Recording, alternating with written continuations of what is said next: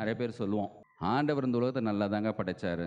Eden தோட்டத்தில் ரொம்ப சௌக்கியமாக இருந்தார்கள். அவங்க பெரிய கஷ்டப்பட வேண்டிய அவசியமே இல்லை.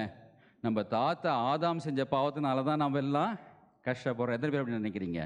ஒரு மனுஷனுடைய பாவத்தினால் நம்ம எல்லாம் பாவிகள் ஆனோம். அதில் டவுட் இல்லை. ஆதாம் செய்யலைன்னா காயின் ஆபேல் செஞ்சுருப்பாங்க. காயின் ஆபேல் செய்யலைன்னா நாம் கண்டிப்பாக செஞ்சுருப்போம்.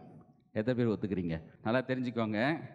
நாமெல்லாம் பாவம் செய்கிறதுனால பாவிகள் அல்ல. நாமெல்லாம் பாவிகளாய் பிறந்ததுனால பாவம் செய்கிறோம். ஏன்னா நமக்குள்ளே அந்த பாவம் இருக்குது, ஜீன் இருக்குது. பால் சொல்கிறாரு, நான் விரும்புகிற நன்மையை செய்யாமல் விரும்பாத தீமையை செய்கிறேன். இது நான் அல்ல, எனக்குள்ள இருக்கிற பாவமே அப்படி செய்கிறது. அப்போது எனக்குள்ள பாவம் இருக்குது, வெளியே ஒரு டெம்டேஷன் வருது.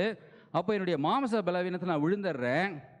அந்த பாவத்தை எக்ஸிக்யூட் தான் பண்ணுறேனே தவிர பல நேரங்களில் நம்ம எக்ஸிக்யூட் பண்ணாத பாவங்கள் நிறையா இருக்குது.